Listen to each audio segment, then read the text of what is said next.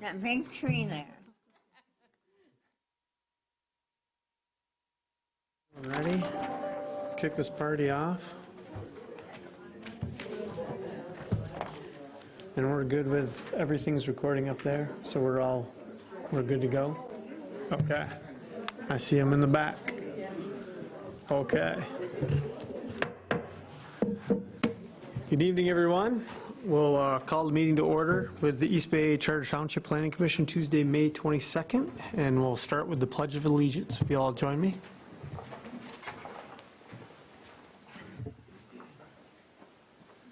I pledge allegiance to the flag of the United States of America and to the republic for which it stands, one nation, under God, indivisible, with liberty and justice for all.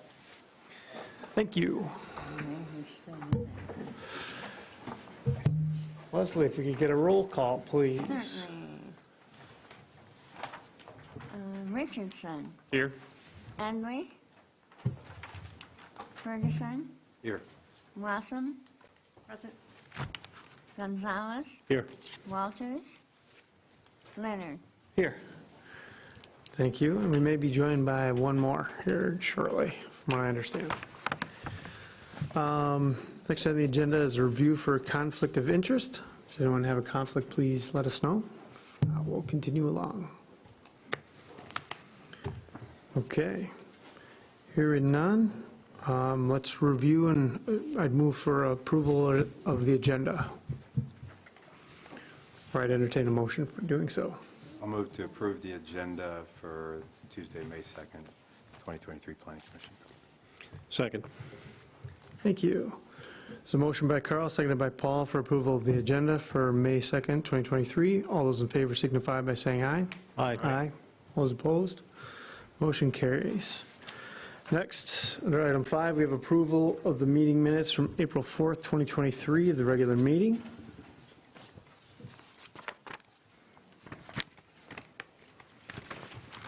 Any adjustments or corrections? I know at least Leslie does an amazing job. So.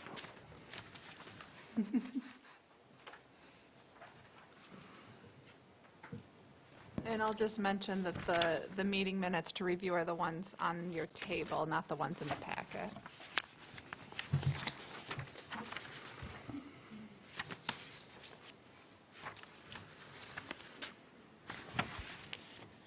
There's no other corrections. I entertain a motion. I'll move to approve the meeting minutes from April 4th, 2023 regular meeting. Second. Thank you. A motion by Carl, seconded by Steve, for the approval of the April 4, 2023 regular meeting minutes. All those in favor signify by saying aye. Aye. All those opposed? Motion carries. Next on to public comment. And I know there's a packed house, kind of, this evening. We've seen bigger, but I applaud your enthusiasm. There's a few different items on the agenda this evening, just to kind of walk through the site plan review for Lakemore, zoning amendment, and the East Bay Township demographic profile. The only ones that we're going to have a public hearing on, technically, is the parking standards. So if you're here in support or want to have any comment to take place for any of the other two, then please do that now during the public comment portion, just to kind of let you all know. So with that, we'll open up the public comment for the community, and please come to the lectern, and maybe we start with you, selfishly. Yes. And state your name and address, and you'll talk at the podium, please. It's okay. That's why I figured I'd call you out. Thank you. No worries. My name is Sarah Beatty. I'm here to try to get the zoning, I don't know the proper terms, changed or amended or something so that we can start a nature preschool at 1368 Business Park Drive. My understanding it's currently zoned industrial. We would be purchasing the property as well as the 8 acres of land that is on, again in hopes that we can start a preschool. It would be a nature school, so the 8 acres would be perfect for that. I wanted to talk about at the beginning of Business Park Drive, there is the Grand Traverse Satellite Office Native American Learning Center where they have children come in. Just past us on the left-hand side is the Boy Scouts center. There's a few family care practices, and then other offices, like for medical offices. The building that we're purchasing was used for insurance agency. So again, I don't feel like that's industrial, so that's why I think we'd be a good fit. There is a huge need for, which I'm sure you're all aware, for preschools and child care centers in the township, as well as all of Grand Traverse. We've called almost all of the preschools in Grand Traverse, and they all have a 300-person wait list. For the 2022 census, there was 4,600 kids under the age of 5 in Grand Traverse. So there are a lot of children, and this is a big need. We actually started this journey because I have a 3-year-old, and we couldn't find childcare for her. We've desperately been looking for a building for 3 months now, and we can't find anything. So you have a need for childcare, but there's also a lack of buildings and space that are either not zoned or the space isn't big enough for the state. And so this building is over 7,000 square feet. We'd be able to have almost 90 children in the building. And like I said, for being a nature school, the 8 acres would be perfect. So yeah, that's all, I think. I appreciate that. Thank you for the heads up. And so long as you'd be working with staff, it'd probably be our best bet. And then as it materializes, maybe that's something that we'll talk further about. But thank you for the intro. Thank you. Appreciate it. Good evening, Judy Nemitz, East Bay Township resident. Approximately 23 months ago, the Planning Commission met regarding site plan review 4-21 Lakemore Resort. The purpose of a time limit on projects is to get them finished and to not cause safety issues and a nuisance. Commissioner Gonzalez and I served together on the Planning Commission that evening in June.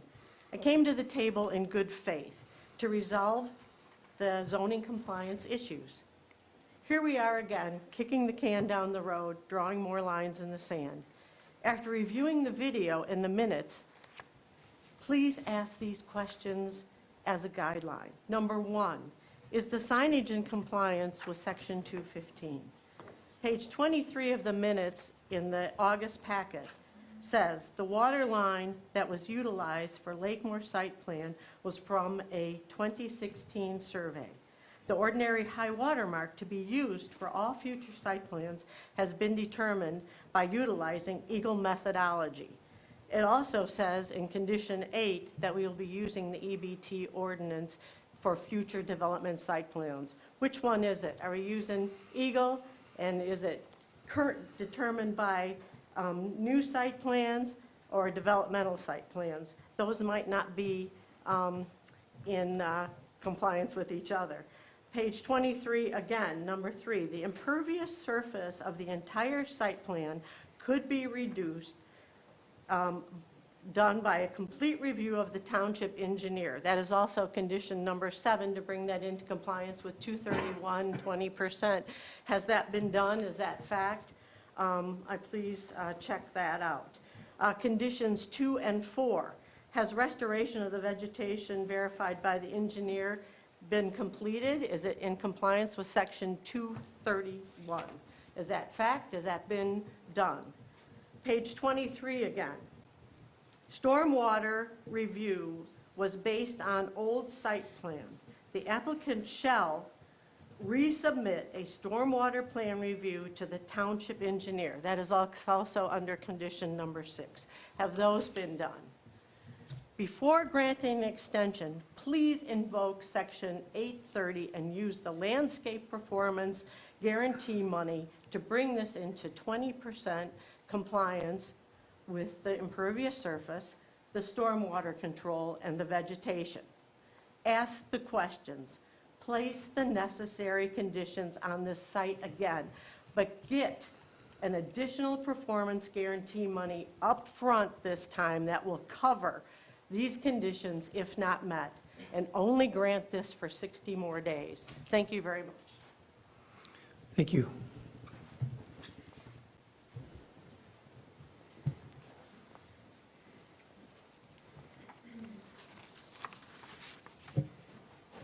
Cowell, 2506 Chomsky Road.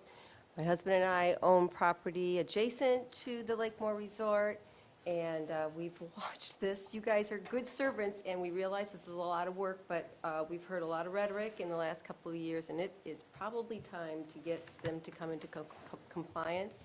And I think their past behavior is not to be rewarded with more extensions. So I'm hoping that we get some decisions here tonight. Thank you. Thank you.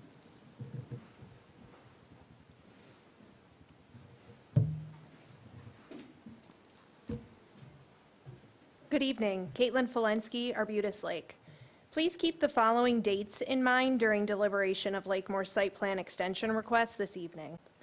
January 9th, 2018, original site plan approval.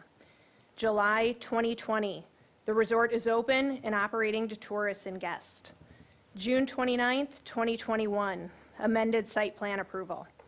Written word from Claire Carner, quote, East Bay Township will begin active enforcement of any stipulations in the site plan approval that have not been met by October 1st, 90 days after site plan approval. October 1st came and went, no enforcement occurred. June 24th, 2022, Peter Wendling sent applicant a letter reminding them that a year has now passed since amended site approval, and they have 60 days for completion, or else the township will take enforcement action. August 15th, 2022, Preston Taylor sent applicant a letter reminding them of their August 24th deadline to completion, or else citations will be issued. August 24th came and went, and no citations were issued.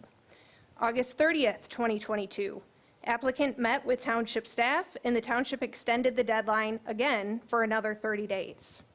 September 30th, 2022, deadline passed, compliance was not met, citations were not issued.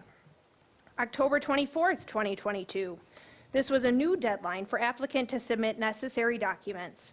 If they did, the township was going to provide a stormwater permit with the agreement that applicant had 100 days from then to reach compliance. However, applicant did not provide the required documentation, so another deadline came and went, compliance was not met, and no citations were issued.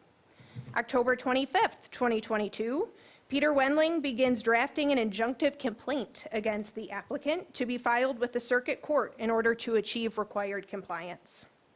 January 31st, 2023, this was the 100-day window when applicant was going to be compliant in good faith. This date came and went, compliance was not met, and no citations were issued. And here we are, May 2nd, with excessive impervious surfaces, a non-compliant stormwater plan, and structures in the 50-foot setback. Insanity is defined as doing the same thing over and over and expecting different results. Instead, why don't we try something different this time? Do not extend the date. Maybe that will push the applicant to become compliant in a more timely manner. They still have 2 months.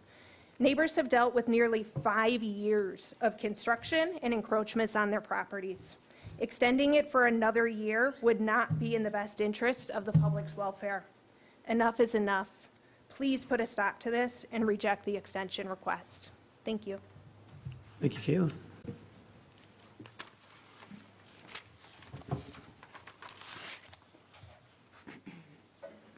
Carol Kusel, Township resident. The Lakemore site plan extension before you tonight seems straightforward. There are only 4 pages of information in your packet, and the introduction page says the possible motion is to approve or to deny the extension request for another year. In reality, this is a complex situation that has been going on for more than the 2 years that were allocated for rectifying the conditions. The ordinances, as you know, are enacted primarily to protect the health, safety, and welfare of all. The Forest Lakes overlay was carefully, very carefully written to protect the health of the local lakes. The health of our local lakes impacts our own, us, our residents, and our guests' health, safety, and welfare. If the lake water is impaired, our home values go down.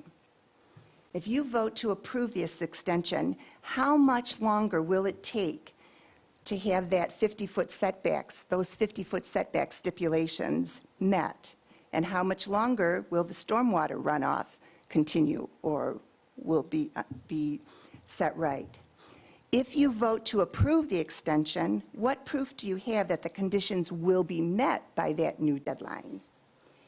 When building a home, if certain inspections are not passed, then a stop work order is slapped on the project. In this case, the facility continued to function. Fines were suggested, but not instituted. Seems that many, perhaps most of you, were not commissioners during the time frame of this development. I trust that you have taken time to more fully understand the full history of this project. No matter your longevity as a PC, I thank you for your service. I urge you to ask in-depth or for in-depth information during your discussion period this evening. Your decision is setting a precedent. Your decision is impacting more than the applicants.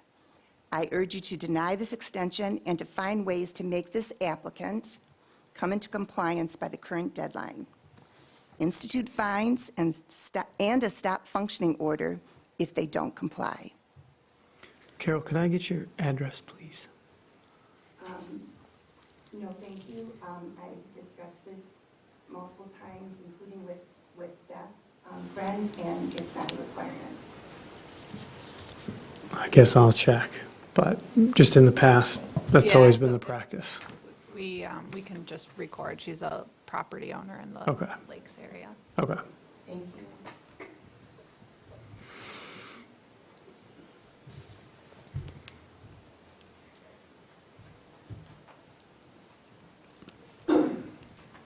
Good evening. Josh Sloat, Rennie Lake. Has anyone seen the movie Groundhog Day with Bill Murray? In case you haven't, he wakes up every morning only to have to repeat the same day over and over and over again, unreleased from this fate until he finally has the epiphany that he needs to start making better decisions. 5 years. You heard Caitlin give the history on this. For many in this township, it's been Groundhog Day for 5 years. 5 years of waking up to Sonny and Cher blaring on the alarm clock, followed by another day of Lakemore disregarding our laws. 5 years since site plan approval. 5 years of noncompliance, reinforced by 5 years of unfortunately idle threats from the township. The answer to why this is happening and how we break out of this vicious cycle is the same answer to so many questions I hear asked in this very room. Laws without enforcement are just words. Empty, meaningless, hollow words. Laws are only given practical meaning when they come with enforcement and accountability. We have laws in this township. What we lack is enforcement and accountability. Why should Lakemore comply? What reason have they given you to believe they won't do the same thing with another extension? What reason have you given them to do anything else but delay in perpetuity? Playing waiting games is far less expensive than following empty laws.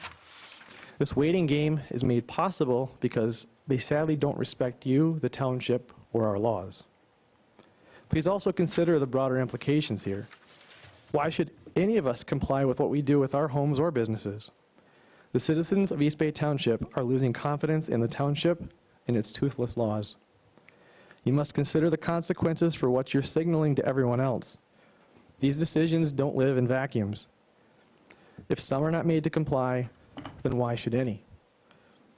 Think about what this future looks like and what it invites. The past is the past, what's done is done. But it's time to break this cycle and wake up to a new day. It's time to start making better decisions. Deny this extension, enforce the violations, and please give our laws meaning. Thank you very much for your service. Thank you.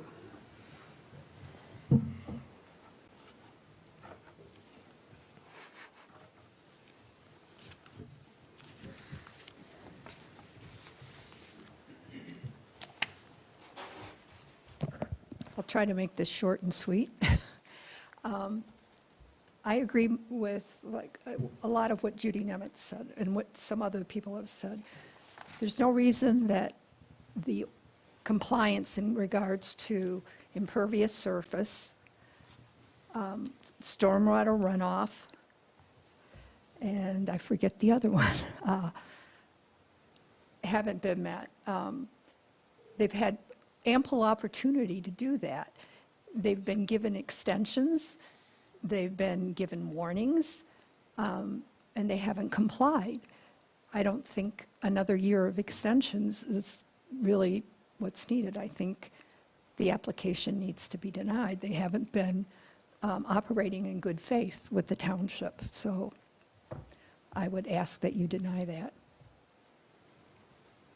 Thank you.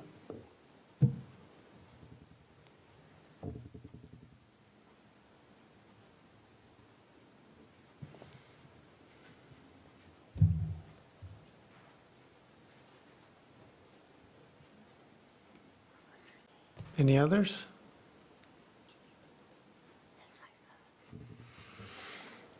Okay. Well, thank you all, appreciate it. We'll, with that, we'll close the public hearing, excuse me, the public comment portion of the meeting. And I want to bring it back to staff to kind of talk through some of the correspondence, because we do have a few things on our desk this evening. Sure. So you received an email from Heather Smith of the Watershed Center related to the parking standards that you're holding a public hearing on for the zoning amendment. You also received correspondence on April 28th from Parker Harvey. And then you also received the correspondence from Protect Forest Lakes. I believe that was yesterday. And so that was sent out electronically, and you also have copies on your table with that. I also received this evening an updated site plan from Mr. McKellar, and he had this on your desk as well. Okay. Thank you for that. Any questions of Claire? If not, we'll move on to reports with the Township Board. I know Mindy's not here, but anything highlights we need to touch on? No, I was in Florida for the last Township Board meeting. It's okay. Blanking on a full report. Don't sweat it. We'll hit her up twice next month. It's all good. Then on to Paul with the ZBA. Looks like you guys are busy. We did not have a meeting last time. And last, we'll go back to Claire and Leslie for the planning and zoning. Okay. So I sent out an email earlier today, but just wanted to make sure that you have the date of May 23rd on your calendars. That's going to be a planning and zoning essentials training. And we're going to be hosting it here at East Bay Township, but we're opening it up to all local officials throughout Grand Traverse County, the region that are interested in coming. So it's mostly targeted at planning commissioners, but we're inviting Township Board members as well as ZBA members. So flyer and registration information forthcoming, but I would encourage, if you're available, to attend that training. I think it's going to be, it's developed by Michigan Association of Planning. It's about a 2.5, 3-hour training. The other thing I did just want to mention, I have had some conversations with Sarah about the preschool, and she contacted me. I believe we spoke yesterday. And so I did want to just see if I could get some direction from the Planning Commission tonight, just given kind of the timeline that they're looking at. As was mentioned, the location is, from my perspective, it's zoned industrial, but there is a number of uses in the surrounding vicinity that are not industrial. And if you look at our zoning ordinance, we allow a number of less intense uses in our industrial district. I also looked at Garfield Township, I looked at Acme Township, I looked at the city of Traverse City. All of those communities do allow educational facilities, schools, preschools in their industrial district through special land use permit. So I think it would be a reasonable amendment for the Planning Commission to entertain to allow educational facilities in the industrial district through special land use permit, if that was a amendment that you are willing to consider. So we don't have to set a public hearing for it, but if that's something that you want staff to bring back to you, I could certainly do that. And maybe this isn't the time, but I did want to I'd like to think through some other zoning classifications that maybe Sure. something like Yeah, that could sit on absolutely. too, because I think of like how many churches do we have that are out there that could be repurposed? Or how many, larger scale facilities like that? If the rest of the commission feels that way, I'd entertain, some suggestions anyway. Okay. In the So maybe future. we'll take a more global look at zoning for those. Yeah, because I think her proposal happens to be in the industrial sector, right? But maybe there are other assets out there that could fit that need. So Sarah said they had looked, endlessly for 3 months to try to find something, and they wanted to do a nature preschool. So the 8 acres that are adjacent would meet that need. I don't know if we could, I'd be willing to have us look to see if there's something else out there, a church that could be repurposed, but to get what they're trying to do, this nature preschool, I'm not sure we could find much, and it might be the price too. Yeah, I'm not so concerned about like helping her necessarily find real estate to do it, but I'm thinking of like what other areas of the township, when I think about a school, and maybe its size, it's kind of in the back of my mind, is like what other facilities are out there that maybe are being underutilized, that could fit that need if we were gonna kind of look at it from a use rather than a form or a location. I don't know, I too struggle with finding a place for my little dude at the moment, and I know that's not a new need in the region, period. I 100% am on board with helping her out, and I don't think that's unreasonable at all, but I just know there's so many other places out there that maybe we've overlooked or just aren't thinking about. So if we're gonna open up the can of worms, let's open up the can of worms. I guess that's just me. So you're talking about adding an educational facility as a permitted use in other zoning districts as well, And- beyond industrial? Yeah, and they are, so like a church could be repurposed as an educational facility because everywhere that places of public assembly are permitted, educational facilities are. So I think we're pretty well covered in our residential Okay. and mixed-use districts, but industrial is one district that, and we can go into more detail. I can put it on the agenda and discuss it in more detail at a Okay. future meeting. But I think it is a good opportunity, and I think it's consistent with what I've seen in other communities. Cool. I think when you have a less intensive use and kind of a more intensive, then it's kind of that pyramid zoning scheme where you're, as long as you're kind of going through that special land use permit process, it's not going to be negatively impacting the surrounding uses. So yeah, maybe next month as a point of discussion, this would be a great place to kick it off, and then maybe we shape what it looks like to come back for an actual amendment request. Well, I'm not exactly sure what we're trying to do here. This seems to be your facility, so therefore, the 8 acres seems to abide by that. We have just recently approved, not too long ago, a childcare center in repurposing a church, but it wasn't 8 acres. And I don't know how many plots that would fit this particular need is out there. So it's just, I don't mind casting the net, but I'd like to know what we're trying to do. And clarify here, what I was hearing you say was, there are other places that it's allowed today, but we're considering opening it up in the industrial section, which today is not possible, Correct. right?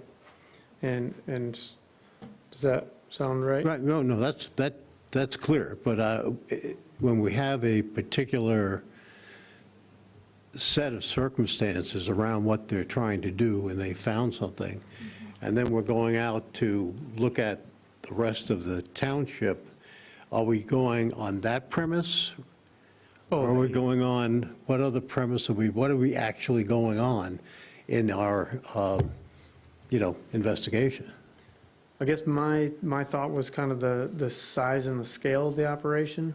Okay, That was kind of the use where my mind was when you said public assembly, it was like, it clicked.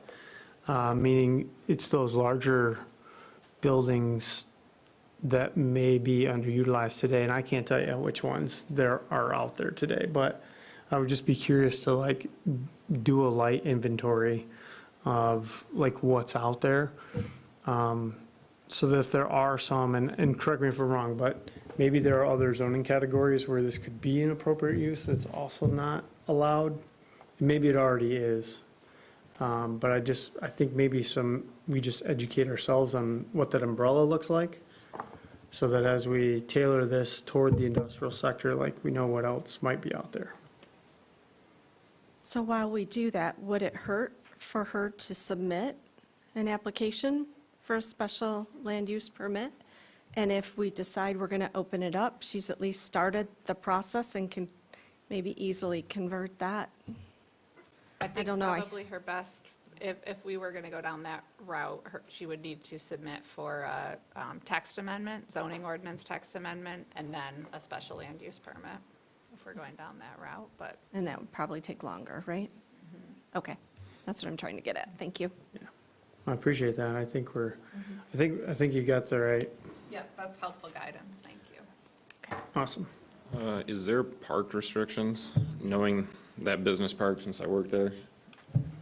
Has she looked into if that's even a use allowed in the business park restrictions? That would be a good thing to look into. Okay. Not I that know where she's not that talking. I know of, but. I know the building Yeah. and that one coming up. I don't know. Might have to recuse myself on that one, but It's good feedback. Good feedback. Okay. Anything else from the planning and zoning report? That is all, thank you. Okay. All right. If nothing more with reports, we'll move into new business before the planning commission. We'll kick it off with site plan review 4-21 Lakemore major amendment. This is an extension request. And I think maybe it'd be best to kick it over to staff and/or any other third parties that are here to kind of discuss where we've been over the course of the last couple of years, 3 years through the approval process. And Claire, maybe you could lead us off. Okay, sounds good. And we have Peter Wendling is joining us by Zoom video, and we also have Brian Souza, our engineer, here. So I'll start with the introduction and probably kick it over to both of them to fill in. So as you're aware, this is a cabin court. It was first approved in 2018. There was considerable changes to the site plan that was approved, so the township had Lakemore go through a major site plan amendment in front of the Planning Commission with a public hearing in 2021. So that was approved by the Planning Commission June 29th of 2021. The site plan approval is good for 2 years, and there has to be, all of the conditions need to be met within that 2-year period. This is unique. I've never had a site plan where it's already been constructed. So generally, we require that all of the conditions are met and a land use permit is issued prior to that 2-year period. So this is unique where we're holding off the land use permits, but we don't really have anything to hold because the site's been developed. And so that's part of the challenge that we're dealing with. So the extension has been applied for. The extension has to be applied 60 days before the expiration. So Lakemore had to submit their application 60 days prior to the June 29th date. So that doesn't mean that the Planning Commission has to take action on it tonight, because the Planning Commission can, you can discuss, you can make a decision tonight, or you can also delay action until June, because their site plan will not expire until June 29th. So at your meeting in June, you also have the opportunity to take action on this. And that could provide an opportunity for, we're actually, and we'll discuss in more details, we're getting very close to getting this wrapped up. But they're not there yet. So there's four conditions that you need to consider in order to approve an extension, and you'll see those conditions are what's on your desk. That's taken from the zoning ordinance at section 820. The first condition is the conditions necessitating the delay in the construction and completion of the project are reasonably beyond the control of the applicant. The next one is the requirements and standards, including those of the zoning ordinance, are reasonably related to the development and have not that are reasonably related to the development have not changed. The third one is the development or redevelopment in the proximity to the approved site plan has not resulted in change conditions impacting the site. And then the fourth one is there has not been a change in state or federal law, local charter, or other local ordinance prohibiting the construction or further construction of the approved project. So again, these provisions are written with the assumption that this hasn't been built yet. And so, this is a little bit of a unique situation. So as I mentioned, the 2021 approval came with 10 conditions that the Planning Commission required, and we put those in your packet. They are on page 8 of your packet, and it's this sheet right here. And so I'm going to go in a little bit more detail just to give a status update of all of those conditions. But really, the big one that the township has been challenged to get compliance with is the stormwater permit. So I will, just for a little bit of context, there's been 16 stormwater review letters between the applicant and Wade Trim, between the engineers. So a typical stormwater review that I've seen since I've been here has 2, maybe 3 letters that go back and forth between the applicant's engineer and township engineer to get us to the point of issuing a stormwater permit after site plan approval. So you can see the extent that the engineer, those communications and what we're dealing with. We've also had, since the 2021 site plan approval, there have been 7 in-person meetings with the entire team. So that includes township engineer, applicant engineer, township attorney, applicant attorney, township staff, and ownership interest from the applicant. I would say, in my experience, to get a stormwater permit approved, it's generally one on-site meeting. A lot of times there's no on-site meetings, sometimes there's one with the applicant. So we have, and Peter's going to talk in more detail the process that the township has gone through, but we have a contract that was signed March 21st of 2023, basically going through the stipulations of what Wade Trim is requiring to get the stormwater into compliance. That was signed by both attorneys, and so we're looking to move forward with that. And from a timing perspective, I think there's a good chance we will have completion by June 29th, by that deadline. But I'll lean on Brian and also Peter to provide more insight on that. So that's kind of the timeline that we're looking at. I did want to go through just the conditions that were included as part of that Lakemore site plan approval in 2021. The first condition, the approval is based on the site plan package and supporting documentation as referenced in the finding of fact, latest revision dated 6/21/21.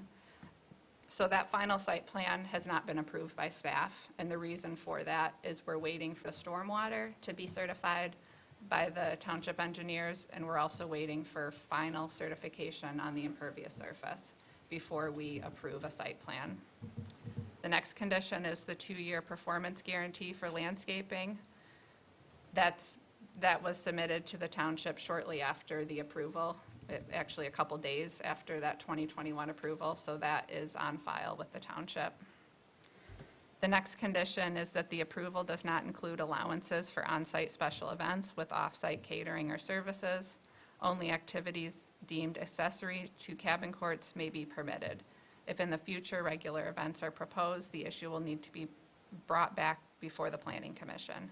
So this has been ongoing monitoring, the township interpretation of that, because we've had a lot of questions from the applicant. Food service, ordering takeout pizza is fine. There can't be any type of food preparation from anybody, off-site coming on. So there's no prep or service on site.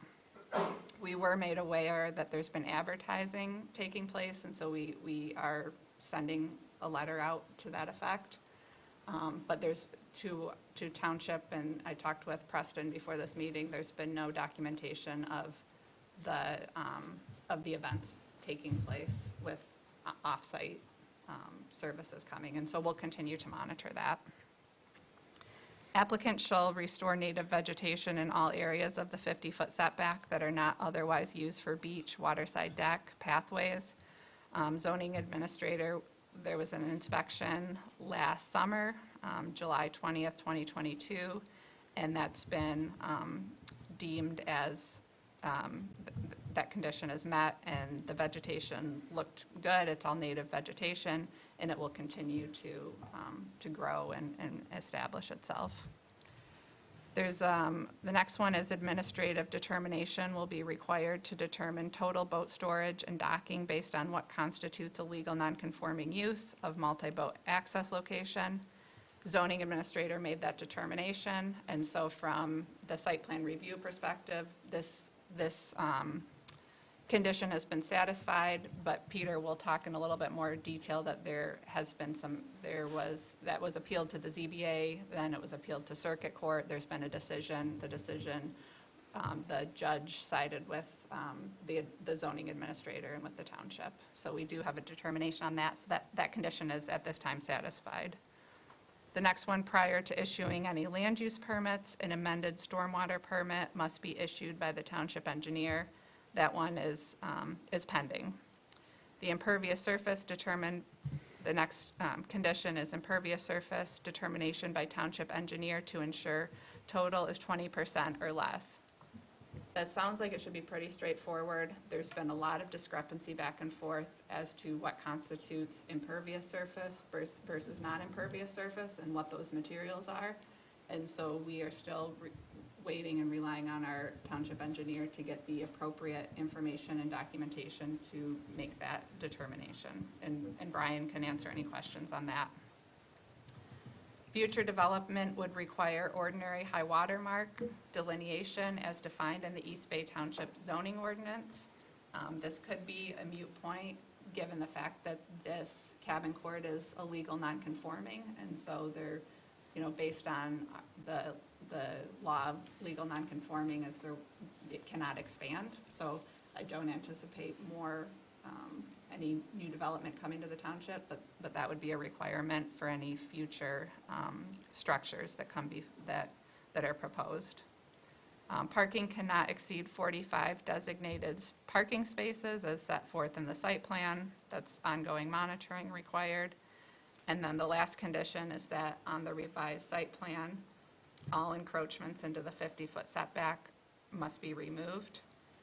The applicant, part of the contract that was signed was that the one structure will be modified into a waterside deck, which is permitted in that 50-foot setback, and so they have agreed to come into full compliance with all structures within the 50-foot setback. But again, that will require on-site inspection and as well as township engineer to be on site to make sure that it meets setback requirements. So I know that's a lot of information. I'm happy to answer any questions. I will say that moving forward, the last two items that the township would be to finalize these conditions would be issuing a land use permit for the two waterside deck locations. And so our intention is to process both of those as minor amendments to the approved site plan. So there's two waterside decks. One is connected to the hot tub structure. The hot tub has been moved back, but there's a waterside deck. As long as it meets the conditions of the ordinance, we plan to issue a land use permit for that waterside deck. And then there's another one further to and Mark can show it, but it's further to the south. And we plan to inspect those, and as long as they meet the conditions of the ordinance for waterside deck, plan to permit that as well. And those were structures that were there when the site plan was approved by the Planning Commission, but they were violations because they were not constructed properly. And so that's why they were not approved as part of the site plan approval in 2021. Okay. That was a lot, and I think maybe just to kick this off, I wanted to kind of talk through just some points that were brought up and some things that, maybe if the planning commission has other questions as well throughout the process, Brian's here, Peter's here, and we can try to tackle them as they come up. And I'll lead with a couple, and we'll go from there. Hey, Dan, go sorry to ahead. interrupt. I think Peter has a few comments that he did want to make, maybe before you guys get started. No, that sounds great. Peter, can you hear us all right? I can, yeah. I don't want to take up too much of your time. I'd rather answer your questions as well. But let's start off with the recent court ruling by Judge Elsenheimer on the lawful non-conforming use related to the amount of boats. The court did uphold the zoning administrators and ultimately also the ZBA's decision, which upheld the zoning administrator's decision on what constituted the lawful amount based upon square footage of boats, because the ordinance defines boats as pretty much anything, whether it's a kayak, a rowboat, a motorboat, and therefore we looked at the square footage amounts and the evidence, and that was the ruling of the zoning administrator, and again that was appealed, and court ruling stands at this point. The appellate period to the Court of Appeals is finished, and that's been completed. And I'm going to go back to that, in a few moments here, but I want to then switch gears mainly to the stormwater management issues here, because that has been the main problem over the past 2 years in addressing.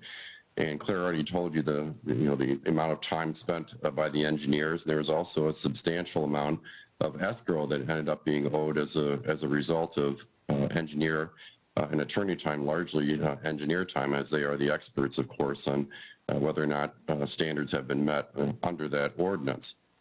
And the history of it involves, numerous letters, which over time, a couple of things would be rectified to the satisfaction of the township engineers. I'll let Brian, discuss that.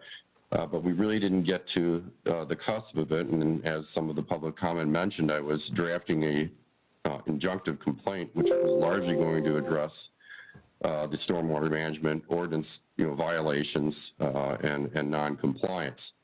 And with any type of litigation, particularly circuit court litigation on the 13th Circuit, you're going to be required to go to facilitated mediation.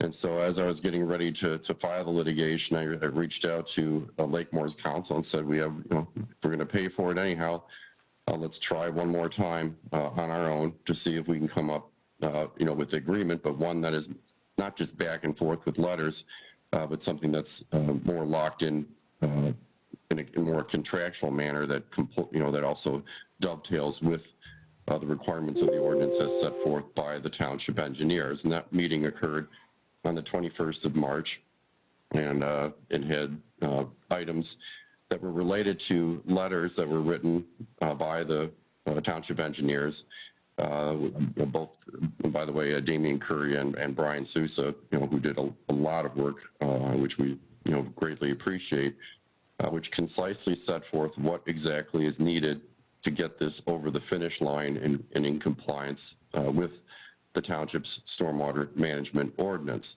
And I believe a lot of the material in that agreement has already been submitted, and Brian can correct me if I'm wrong. I think the only thing remaining are 24 boring sites or digging sites for stormwater testing, which Wade Trim has designated need to be dug and properly tested according to the methodology required of the stormwater ordinance, and which apparently is also part of the normal testing process for that for that procedure, common for that type of engineering.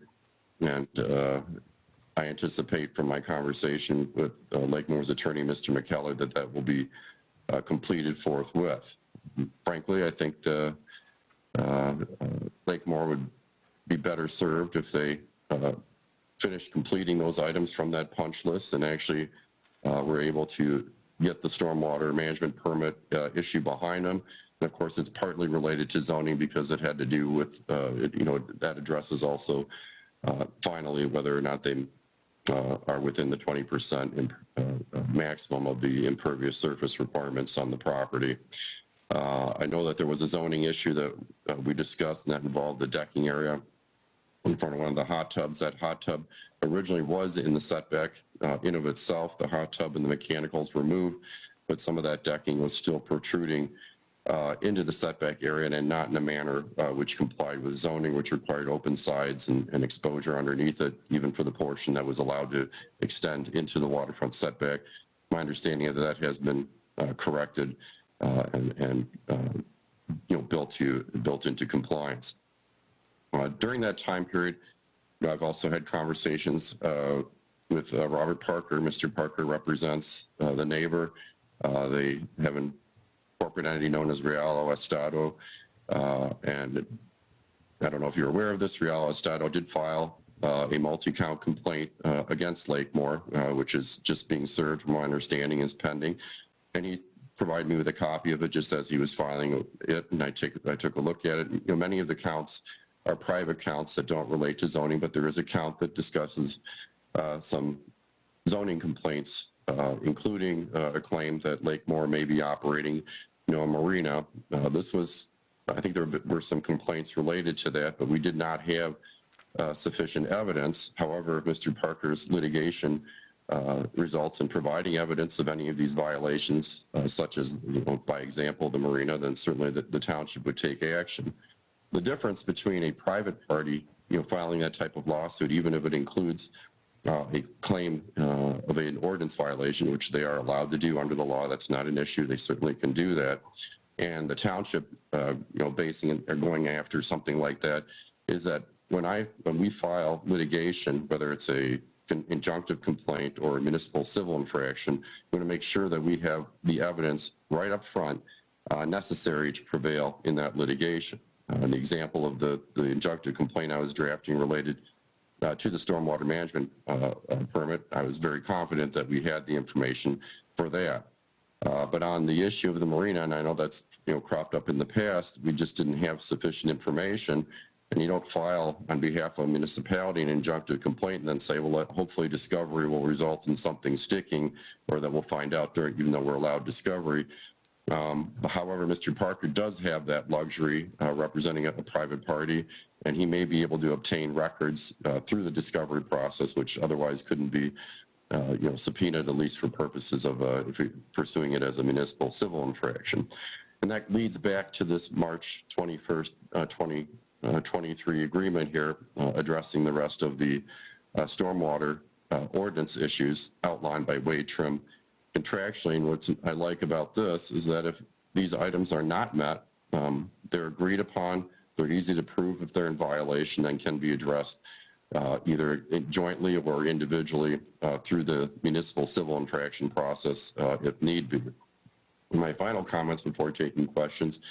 At this point, I don't recommend that the township take action tonight on Lakemore's application.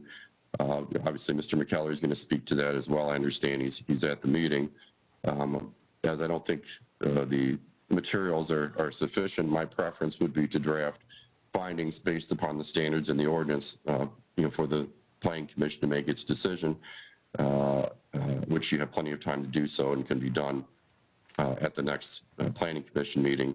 But I want to make sure that there's an adequate record of the reasons behind the decision.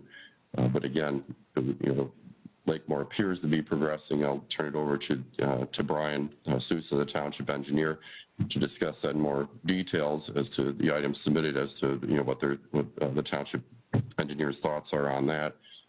But it would behoove Lakemore to wrap this up. It is going into 2 years. So those are my comments, but I can certainly take some questions before the township engineer takes over, or not, depending on if this is sufficient information. Go ahead. Any questions of Peter? Just one. What is the What's the flexibility that the planning board has in choosing, if we wish to, a different time frame rather than just 1 year? According to the ordinance, it says we shall do that for 1 year if the 4 conditions are met. If they weren't met, do we have flexibility in choosing a different time frame? Now, the only way to do that, because the way, and then probably that should be changed in the ordinance, but I know you're doing a lot of work on that. And excuse my voice because it's still pretty sick here. It does say shall extend the site plan for an additional 1 year period, is to have the applicant agree to a lesser time period, if necessary. So if the applicant agrees to it, then I don't see any harm in it. But otherwise, if the ordinance, requires, if the applicant says, no, I want the 1 year, it's a thumbs up or thumbs down. Thank you. Peter, I have one question for you. It's kind of tied to something you brought up, which was the compliance bonding amount and kind of the overages that have been spent on the project itself. Is that something? Yes. Is that something that Yeah. we can address as a part of a future conversation if we were to delay, just to kind of accommodate that? Because I feel like the township is kind of footing the bill here to make up for all of that staff time, and that's one thing that I just wanted clarity on in terms of our flexibility there. Yeah, yes and no. I mean, there is a bonding process in place here, not an escrow procedure here. And part of, my draft complaint was that Lakemore had gotten woefully behind because of the numerous reviews and reviews done by Wade Trim, as we plotted along here, particularly in the past year. And part of my injunctive complaint was to also ask for those escrow amounts to be paid in full. And when I talked to Mr. McKellar, part of the reason that I was willing and suggested the township be willing to meet with him and his client one more time in March was to say, look, unless this escrow is largely caught up, and needs to be caught up, we really can't meet or do anything. And they've done that. They've owed some money, I believe, still. I don't know the exact amount, but the lion's share has been paid up, which includes, fees on my part as well as fees that have been charged by Wade Trim. And that should be continued moving forward with any type of a project. And frankly, if you get down to a 10%, of what's left on any escrow that's demanded, everything should stop until that escrow is sufficiently replenished, per the request of staff. So yes, escrow is important. It's and should be charged. Thank you for the clarity. And Brian, maybe this is a time to ask some questions of you at the moment, if that's all right? Sure, absolutely. And fire away, I don't want to take up everybody's platform. So if there's others that have questions, go ahead. Sure. So Brian, can you just give us an update on the status of the stormwater permit and their progress towards achieving, getting it complete, I guess, what they need to do? Yeah, so on March 21st is when we all sat down in this room, as mentioned by Peter and Claire, and drafted the agreement on what was going to be submitted and when, and provided some deadlines. We've received that package of information, or that submittal, from Lakemore on April 20th, and have gone through that, have had some back and forth with Lakemore on a process for determining infiltration, just one of the items.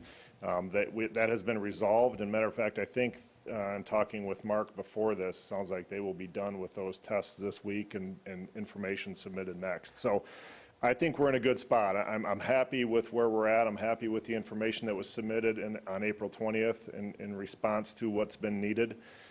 So I think we're in a good spot to get that resolved and be able to move forward with the stormwater permit. You think I can wrap it up in 60 days? I do, yeah. Yep.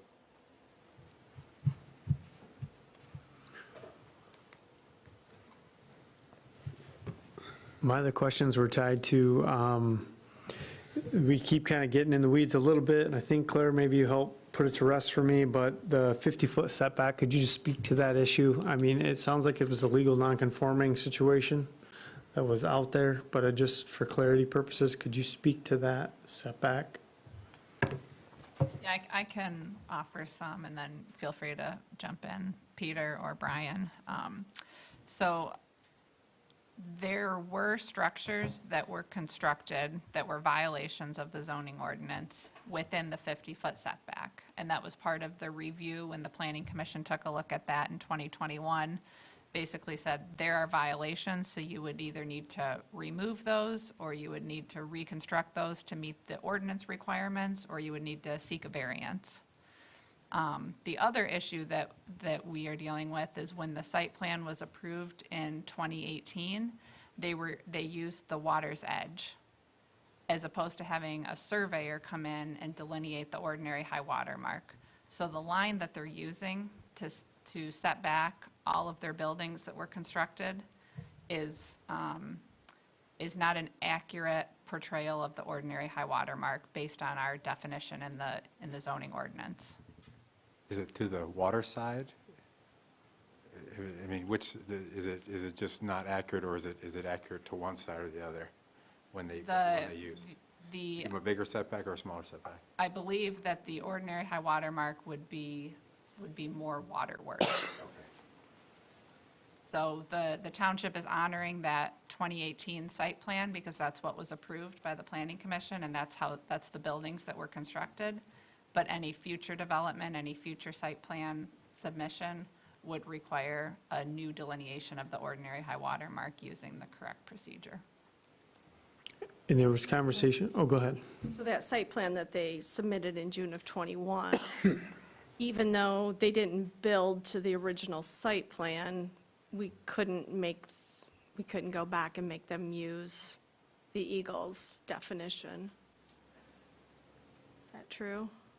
Sorry, I wasn't on the commission at that time, so I Yeah, just that's not a determination that we would make as the engineer. That would be a township decision. And I think, and I remember having these discussions, but it's been a little while. I think what the decision was, and please don't quote me on this, but I think it was, hey, the whole development has been predicated on this line of the water's edge from day one. Don't know that we have the ability to go back and arbitrarily adjust that in this process. But Peter or Claire, if there's a different understanding of that, please speak up. That was my recollection too, because, the project was built out from the 2018 approval, with that measurement. And so that was continued before the Planning Commission and was part of that decision of the Planning Commission on the amended major site plan, which was approved 2 years ago on June 29th of 21. And as a point of clarity, there's still an inspection that's going to happen and take place to verify new structures or modifications to existing structures are in compliance.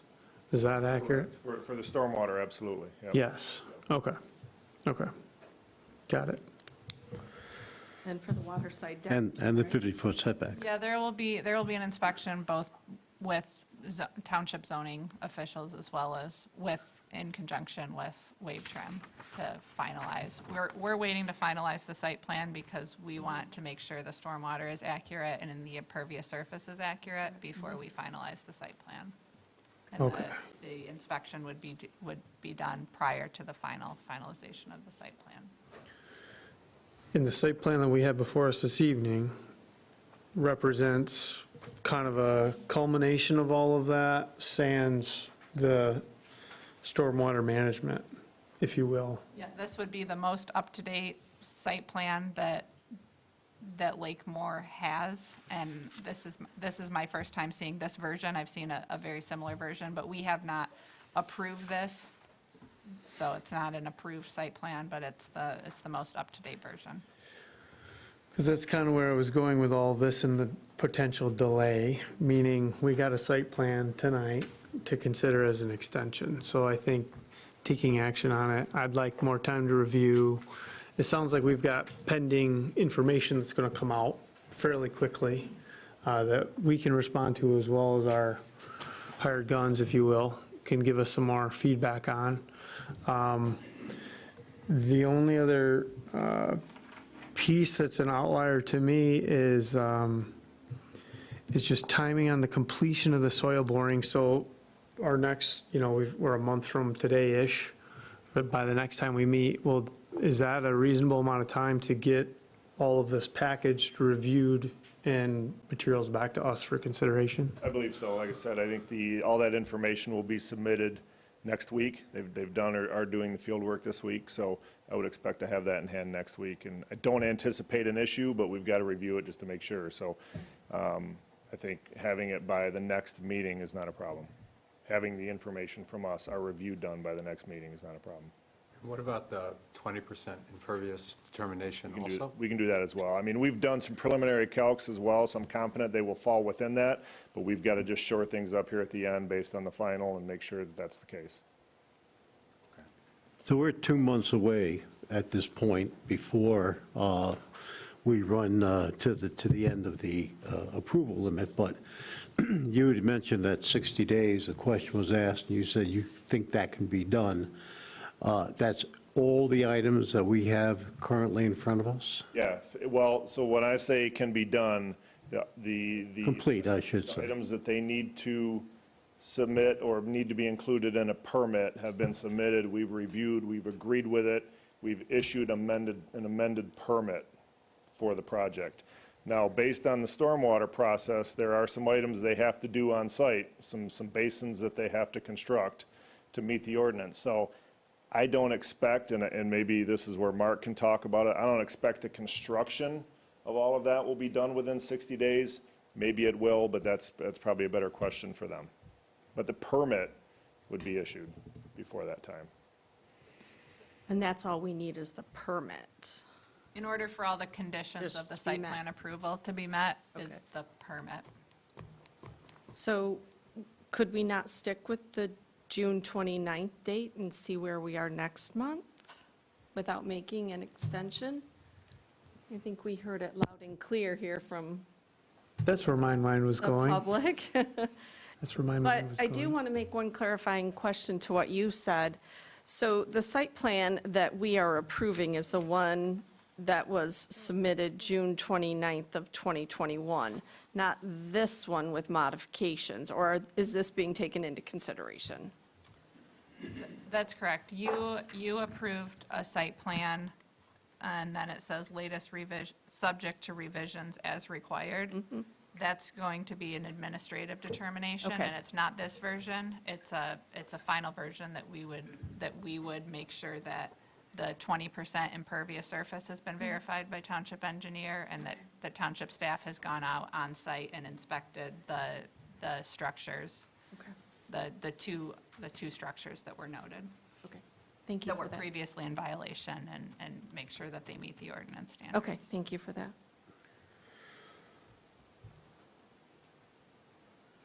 Any other questions of staff or engineer or legal?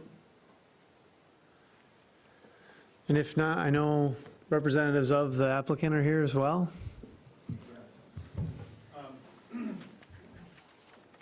Thank you, Mark McKellar of Coon Rogers with Lakemore. If I may just set this up here, it's only for my reference. I think you have a copy. Let me first address, I think, some of the issues that may help guide you. I think that we're happy with conditioning the approval. The ordinance just says it shall be 1 year. It doesn't say, anything other than that. And we filed the application because we had to within 60 days. So, I was just preserving the right to go forward. So having decision night's not necessary for us, but I have to do my job. Couple things. The minutes reflected June 29th that it was approved, but a final decision on the site plan wasn't until July 20th, which is when the meeting minutes of June 20th were approved. So technically, we still have until July 20th of this year to submit and still follow the current ordinance. So we actually have a little additional time, an additional 21 days. We'd be happy probably conditioning this with a 90 days from that, being the most that the extension needs to be. I don't expect to use that extra 90 days, but we don't need a year from July 20th. I think that we can have it all done within 90 days at the latest. That's just is a reality of sometimes contracting these items or getting them in have been somewhat difficult. But I want to just kind of overarchingly address, I think there's been a little bit of a disservice in the explanation of how much time and energy was spent on both sides of this process. When we submitted the application, buildings 4, 5, 6, and 7 actually weren't even built yet. So those had to be built, and then as they were being built, they had to be inspected. The materials we were using, certain pavers, which appeared to be impervious or not impervious, had to be removed or replaced throughout the process. That was a comprehensive and dynamic process after the approval just about 2 years ago, where we had weight trim on site. We were supplying different materials on different information on materials about impervious capabilities, and changing those items so that we met compliance. There were numerous issues that were brought up in the meantime related to the approval. The boats and dockage issue was just resolved, 6 weeks ago. The ordinary high water mark, for example, they didn't just use a water at water's edge. They actually, the surveyor determined the ordinary high water mark based on what they believed the EGLE would utilize, which is looking at the vegetation and stuff like that. But it was determined in 2018, which is consistent with the law. In fact, Judge Elsenheimer in this circuit has determined that it's the ordinary high water mark at the issuance of the first land use permit that's applicable. And so what we did is we had our surveyor identify the datum and the elevations, and then we supplied that to the township, and Brian and his survey crew actually went out and verified the 50-foot setback was compliant. We did that during this process. So there was a lot of that type of action going forward to confirm this.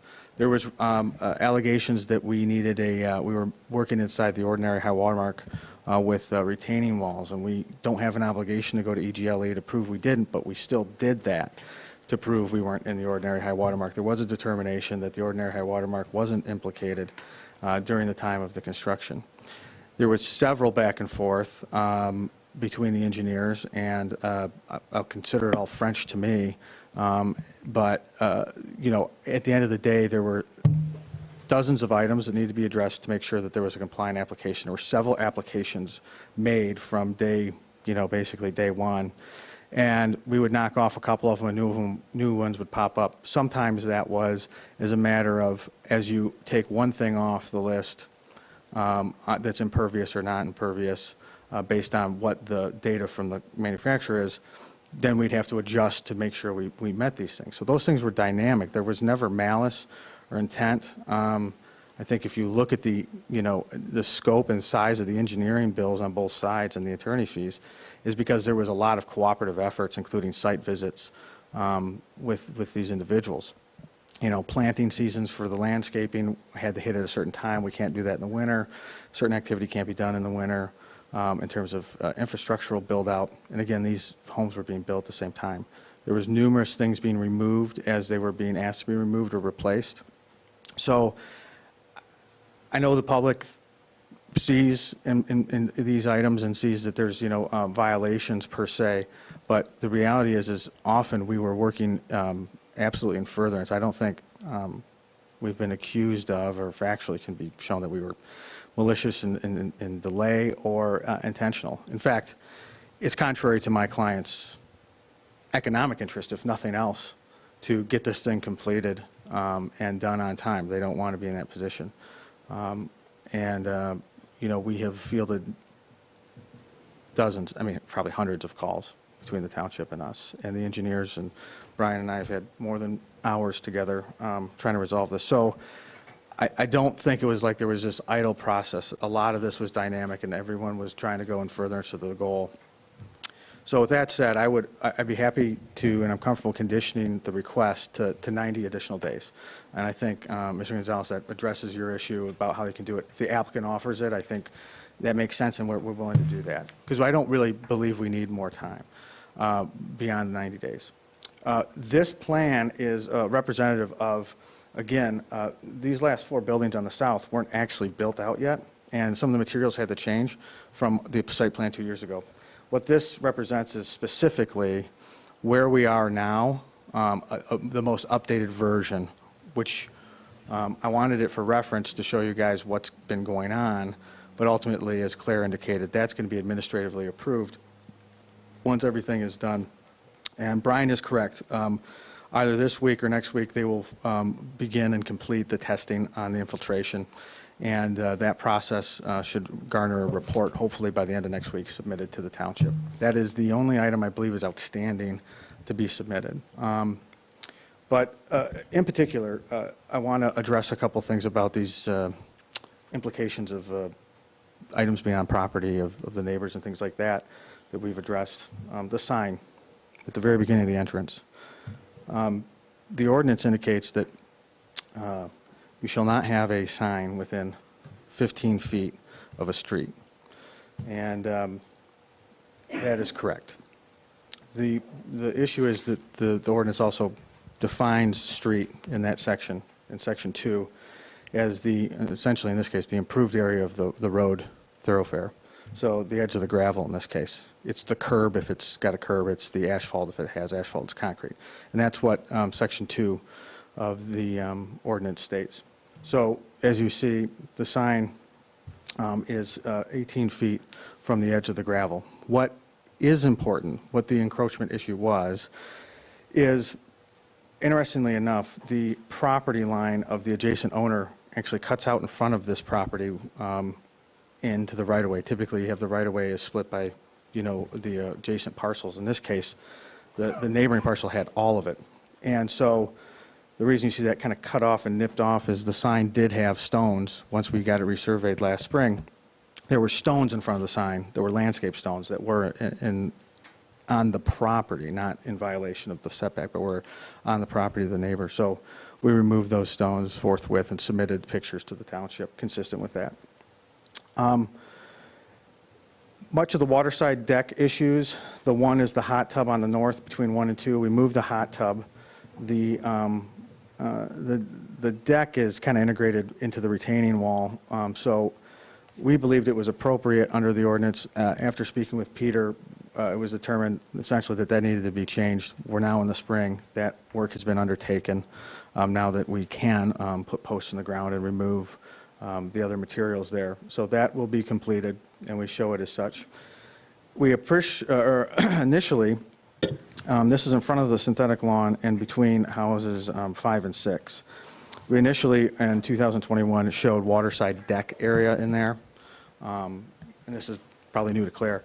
We've removed the idea of putting decks there. It's just like pea stone. And so we've shown that on the impervious calculations. We're working with stormwater as well. So they're aware of that, but we're not even going to put decks there. So we don't have that issue. That should be resolved.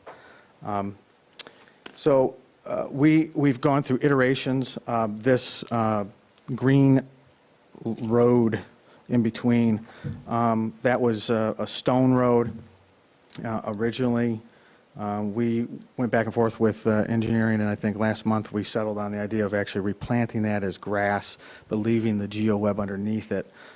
So we've changed that. And those are the types of discussions that happen that result in changes to the plan that, take up time.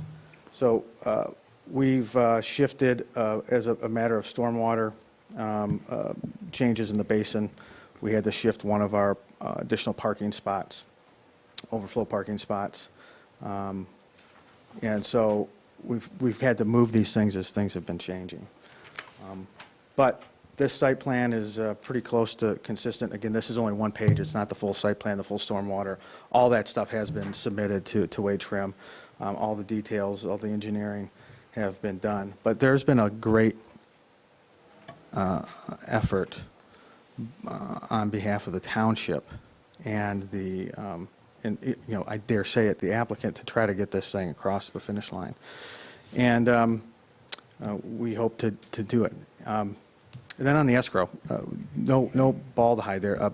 We weren't being given all the billing all the time, and then there were some discrepancies in the billing of the escrow, and so we had an opportunity when we said there was an issue with that to go through and identify things that were being addressed. There was billings for things that weren't related to this, and so we identified that. We worked with the township. We said, let us review it.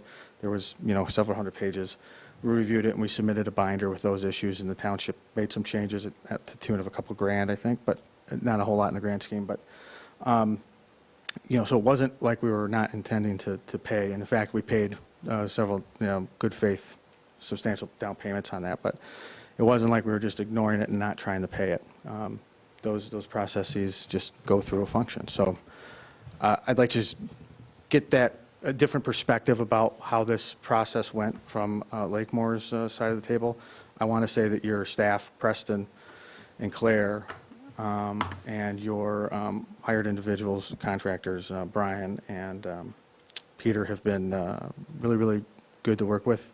Beth has been at the center of most of those conversations and involved from day one, and so we appreciate that. But I do believe that, I don't want to speak for anyone here that's been involved, but I think that Lakemore, we've been responsive when asked, and we haven't tried to hide the ball or be malicious. So with that, I would ask that if you're not going to make a decision tonight, that's okay. We can live without it. But knowing that we have till July 20th under the current application, and that we'd only be asking for 90 days, hopefully that gives you guys some context about what we're really asking to do here. And hopefully that addresses some of the issues. Any questions for us? Any questions, applicant?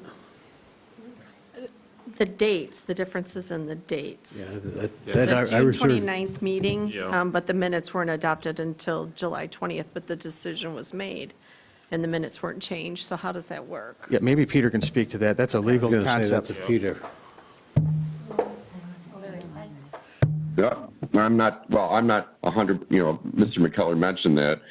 And of course, the appellate period, runs from any, once the minutes are approved, but I'm not so sure that that's the case under the ordinance. We'll address that, at the June meeting. So I don't think that type of semantic is going to make that much of a difference in any event. But, the ordinance simply says from the date of approval. They were approved on the 29th. The minutes, of course, for any appellate period, they have to be adopted first under the statute. So, we can discuss that, but, I'm not sure I'm not in lockstep or in agreement necessarily with Mr. McKellar on that. Thank you. Would you agree with Brian's characterization that this could all be wrapped up in 60 days?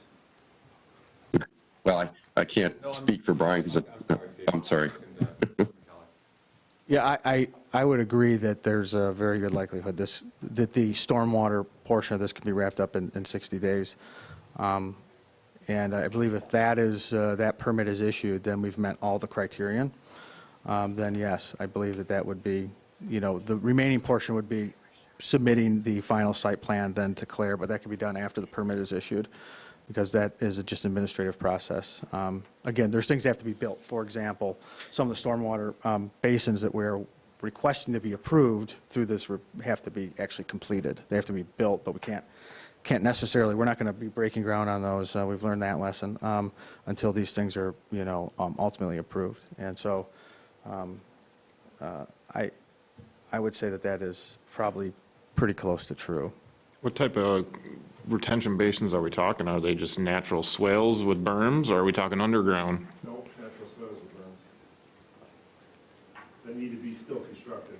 There are undergrounds that have been built that are being approved, but the ones that need to be constructed are natural swales.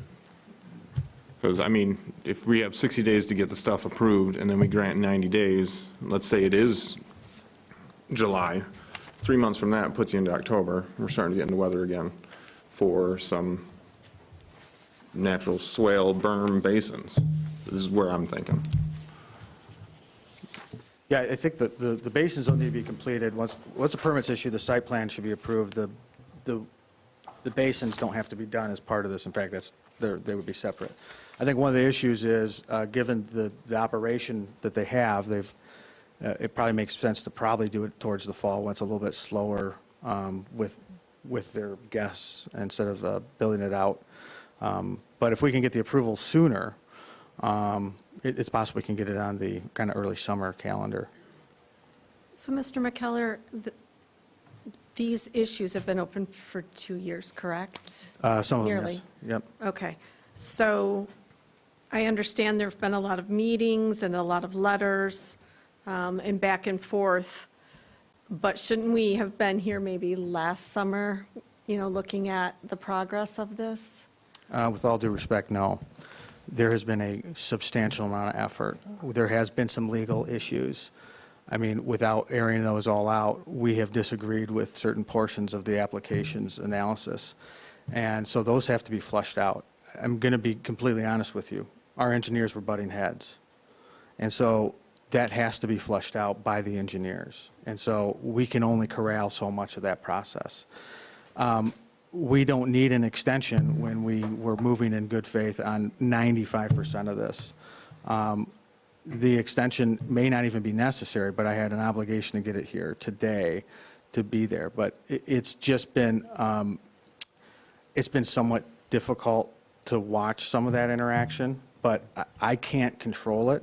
And, let's be honest as well. I mean, there was a full-on litigation that was being, taken on, and we were brought into that, and we had to address that issue. And now we're being brought into another litigation on issues. So Lakemore's kind of been trying to please everybody, but what I'm getting at is that we have not been idle and not been trying to work with the township. So it wouldn't have made sense to come here and ask for an extension a year from now in anticipation of failure of meeting the extension. But in terms of approvals, to answer, I think specifically your issue is why didn't we get an update then? Because things were changing, things were dynamic. We were waiting for a response on one thing from Wade Trim, and that response would change something that we'd have to do related to impervious surfaces in the future. And that's not any disrespect to them, it's just that's the process. So they might say, okay, well, that design might not work. How about this design? And then we'd go through that process. And those things would have a domino effect of changing other things throughout the plan. For example, having a swale basin, we were suggesting putting stone in the basin.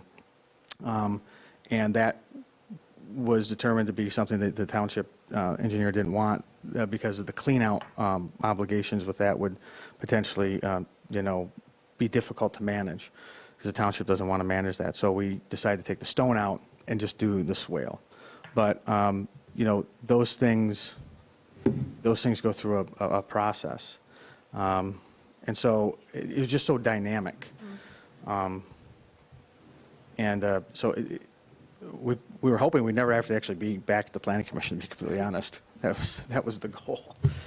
So that's why we weren't back here, because it should have all been administratively approved, and still should. The extension is the only thing we're really asking for from the planning commission. I don't know if that helps answer your question or not. It does, but just, the missed deadlines and everything from the past 2 years that were laid out. And again, this is not, I'm not an engineer by trade, and I don't understand the back and forth and all of that, but I'm just trying to understand, the timeline of all of this and trying to figure that out, why it took a full 2 years. But thank you for your explanation. Yeah, some of those timelines are also arbitrary. They're not actually set by the statute. They're not set in the ordinance. We'd go to a meeting, they'd ask for these things, and we try to get them. And I don't think that most of those were blown. I don't think that characterization is actually accurate, that those deadlines were missed. I think that there might have been non-enforcement at those times, but not submitting information by the applicant is actually, I don't think that's not true.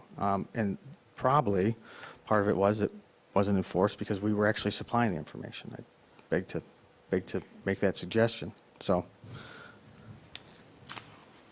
Mark, I just was looking for a clarification on the 2021 approved site plan. You're showing waterside decks within the 50-foot setback, and those have been changed to stone within the 50-foot setback. Yeah. When I last spoke with Dean, the plan was to do waterside decks, and so that's something we're going to need to take a look at because It's in the storm, through the stormwater plan we've submitted for the last year, we've shown it as just stone at that 50-foot mark. We're going to, we remove the old decking and we just put pea stone down, and it's going to remain pea stone. in the 50-foot setback. Yeah, we're not even going to deal with a waterside deck at all. And those two southern areas. So that'll have to be removed from the 50-foot setback, right? What would have to be removed? I guess I'll need to talk with Wade Trim as to whether or not that's 100% impervious. But we can, Well, that's already, see, this is the problem. okay.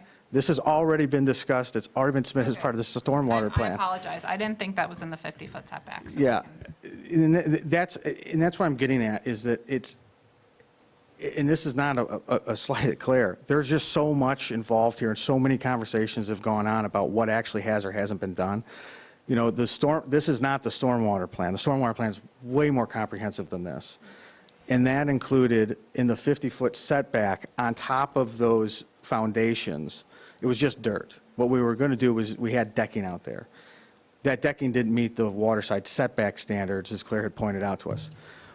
So we proposed that in 2021 there'd be waterside setbacks in that 50-foot area. So we literally cut them out, removed them, and we just left the base stone that was underneath. It was just dirt with about an inch of pea stone. That is the detail we have submitted to the township through stormwater. So that's the details, there. And that's why it's changed on here. It shows it as stone rather than the waterside deck. And so this is just reflective of what we have been submitting in stormwater. And so it's just, there has been, I don't know, I mean, hundreds of changes. And I can barely keep up with it, but I'm trying to be accurate about what we are and where we have been and where we're going forward with. So that hopefully should be resolved. Any other questions of the applicant? Thank you. Okay.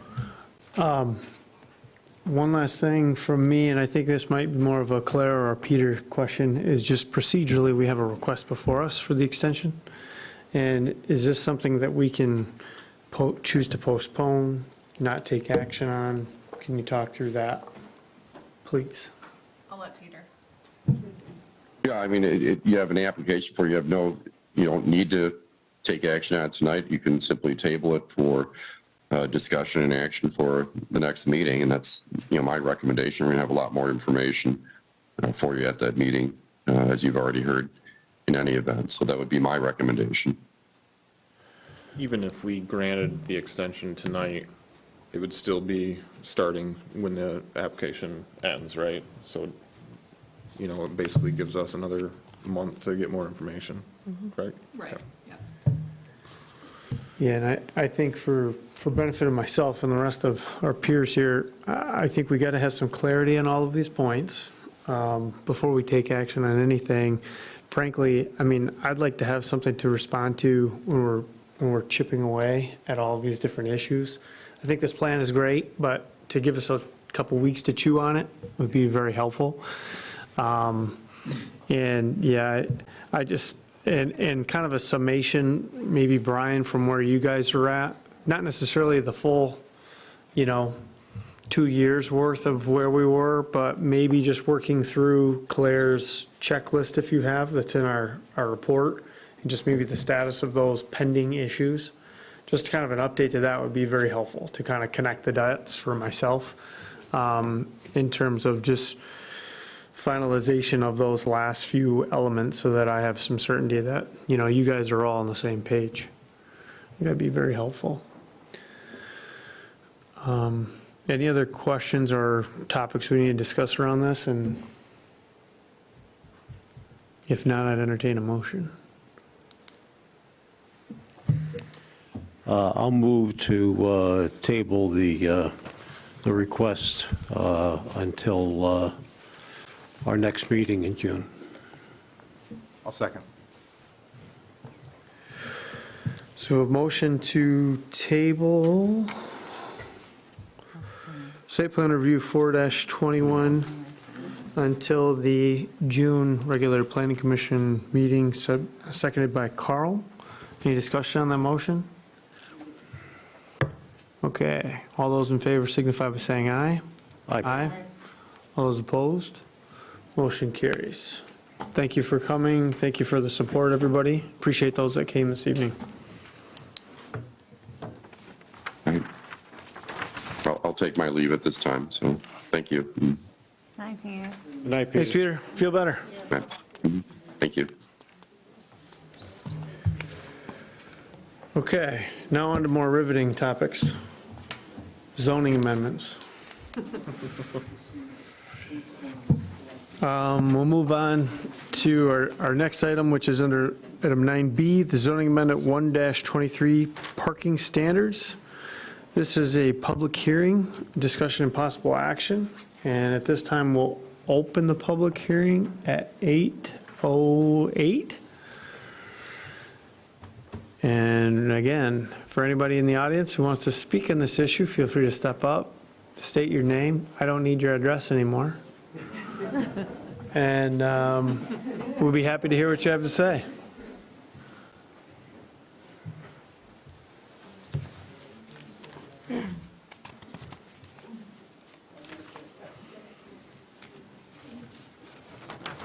Going once, going twice? Okay, so we'll close the public hearing at 8:09 and bring it back to staff to kind of kick us off and talk to us about some of the changes and additions that you made to the amendment we have before us. Okay, so this zoning amendment is the same version that you reviewed at your last meeting. I didn't hear, there was no input or changes, so the public hearing is the same version. I would call this kind of flexible parking standards light version, because we have a more in-depth version that is being worked through the zoning ordinance subcommittee. So this is an opportunity to provide some flexibility in parking standards without overhauling the entire section related to all the different uses and all the, standards related to each use. We're adding some electric charging language and specifications on bike facilities, so we've got a lot more that's coming to you. But I think that this does a nice job providing some flexibility for staff in reviewing commercial, multifamily developments and related to parking. Allows some flexibility for multiple uses, some flexibility in making determinations for uses that are not specifically listed in the ordinance, which we've run into a few times. Reductions in parking based on a parking study, shared parking agreements, land banking or bicycle parking, and then flexibility in paving if the stormwater requirements are met. And I will speak to that because I know the Watershed Center had a question just about that provision related to having some waiving the paving requirement. So a few examples recently, the Grand Traverse Regional Land Conservancy, they had overflow parking. And so technically, our ordinance requires them to pave any parking areas. So it doesn't allow overflow parking, for example, to be in a grassy area. Similarly, Lakemore they've got 45 parking spaces identified. Our ordinance right now requires paving of all of those. And so we provided that flexibility, but we don't technically have that language in our ordinance to say, you meet the stormwater ordinance and, your parking is not going to be negatively impacting water quality or water flow, then we have that flexibility to allow some parking in non-paved spaces. So that's the thought behind that, and I'm happy to answer any questions or take any feedback. Sure. Any questions of staff? I like it. I do too. Good step in the right direction. And just as a point of clarity, we are not the final approval. We are merely a step along the way. So although we may be leaning one way or the other, final decisions with the township board. So this evening will be more of a recommendation, more so than anything. I'd entertain any discussion or motion. I move to recommend to the Township Board the zoning amendment 1-23 regarding parking. Second. Okay, we have a motion by Carl, seconded by Renee, snuck in there, with ZA 1-23. Paul and Renee. Oh, excuse me, Paul and Renee. Thank you, thank you. Paul and Renee. Under zoning amendment 1-23. All those in favor signify by saying aye. Aye. All those opposed? Motion passes. Thank you. And our last item on the agenda this evening is the East Bay Township Demographics Profile. Have a conversation. We'll bring it back to staff.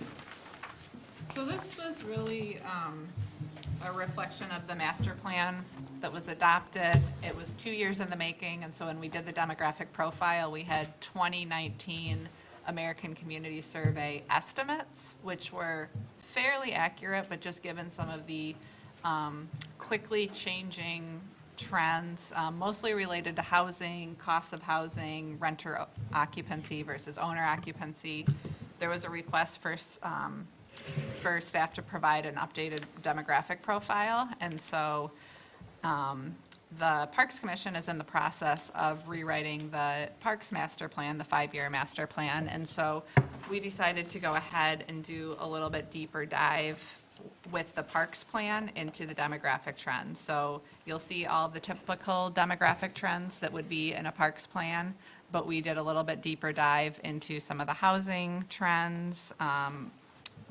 mortgage information, occupancy.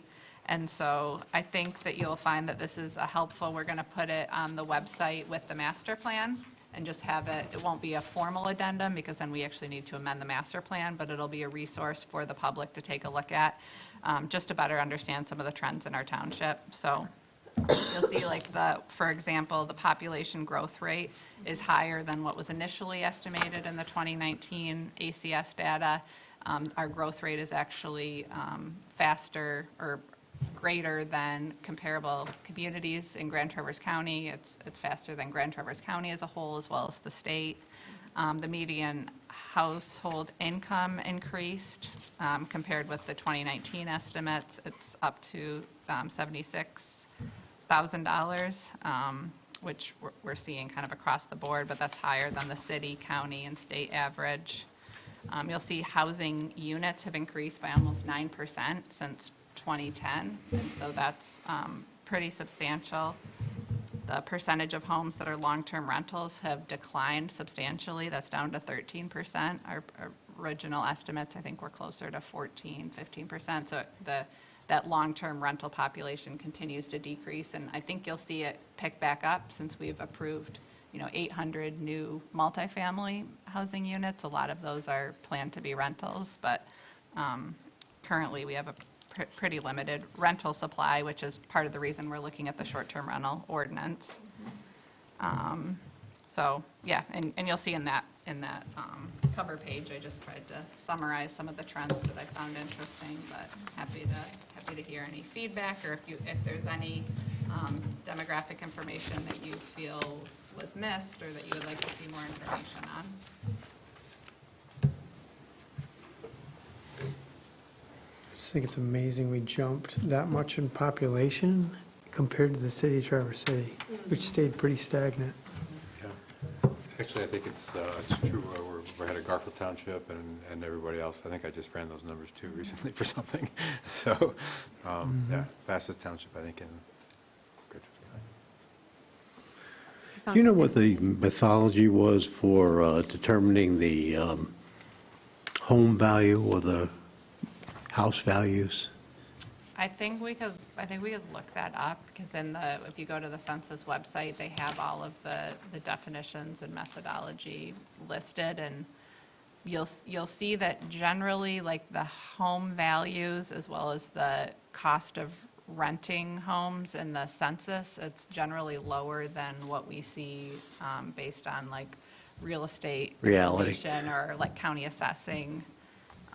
But yeah, I don't know the exact methodology. It's oftentimes a lower estimate, though. Yeah, I was just looking at this because it said that we went up by 16%, which is pretty good, but then it said the city of Traverse City went up 64%. I was like, whoa, so I was just curious how that. I would buy that. Wow. It's ridiculous. Wow. I mean, what you once could buy down on Barlow in that little neighborhood for 150 or less is over 300 for these 1,000-square-foot houses. Oh, there's no doubt about it. I was just curious about the differences, that's all. Yeah. Everybody wanted the walkability. Yep. Now we're paying for it. Biking, walkability, yep, got to be in town. Cool. Anyway, this is a good report. It is, it's very thorough. I will give credit to Sarah Capriva with Beck and Ryder, put this together, so Yeah, can't take excellent. credit for it. It's good. And so will it be another 10 years? Before we update this profile, my goal would be to do it annually, or some simplified version annually, Sure. but something more in-depth, certainly more than every 10 years, because I Okay. think that's helpful from a planning perspective and just Absolutely. tracking our trends. Yeah. Would you then be like maybe summarizing a 10-unit, like a dashboard that we could be following that every year? You know, certain Talked about key, putting something in the annual report, and we are going to be putting a dashboard in the Planning Commission annual report tracking the progress on the master plan action plans. We could also have some sort of a dashboard related to the demographic profile. There is, there's a pretty readily available, website that's kind of tracking a lot of these trends, and so I can send those links out, but if there's specific information related to number of housing units, we could certainly track that. yeah, particularly the housing units. Okay. Yeah, thanks. Okay, sounds good. Last couple items here, we're in the home stretch. Round 2, public comment. Any takers? Sure, I'll say something. All right. I'll lose my address. Okay. Karen Smith, 1330 Cants Road. I just find it really curious with the Lakemore information, how the high water mark was not determined correctly. We took our cottage down and built our home in 2017. I cannot tell you how many times they were out inspecting our residential property to make sure we were back further than our 50-foot setback. Matter of fact, we had to go back further than where the cottage was, and we're on the top of a big hill, okay? But I find it very strange that some place as big as Lakemore did not have somebody out there from the county multiple times, and I'm not saying just once, multiple times, checking to make sure that we were 50 feet from the high water mark. And the high water mark in 2017 wasn't high. So I don't understand how that failed. That's all, from a residential standpoint. But thank you. Thank you. Well, I guess I have an idea. My name is Mary Thompson, 5551 Scout Camp Road. I like that you guys are trying to work with the applicant, but maybe now it's time to think about what if. If you do extend it for 90 days, what if it isn't done by then? Get some sort of contractual damages at that point. Damages is a legal term. And get it, do it ourselves. It's time. All right, thank you. Thank you. Okay, I think that concludes public comment. No sneakers? Any updates from planning commissioners? I only have 2 quick ones. One is we have a new, the MEDC has a grant application that's open as of yesterday. That's $100 million that could be spent across the entirety of the state. In the past, you had some other criteria where East Bay Township projects may have been not as competitive. This year, I think it's opened up a little bit more from review criteria, all of it on our website, miplace.org. But at the end of the day, I think there's some opportunity here with a lot of the investment that we've seen, where I think projects like what would normally be overlooked, I think are starting to be more relevant in our community, which is pretty interesting. And that holds true also for the public end of the stick. So there may be some opportunities for some efforts that we've talked about, and/or the parks, or anybody for that matter, where the public can take advantage of that opportunity as well. So just want to throw that out there. And it's going to be wrapped up hopefully by the end of June. So the window's open now. And our upcoming meeting dates is June 6th for the next regular meeting. We have a riveting zoning ordinance subcommittee meeting, May 17th. Those of you who are all about it. Please be there. And with nothing further, we are adjourned.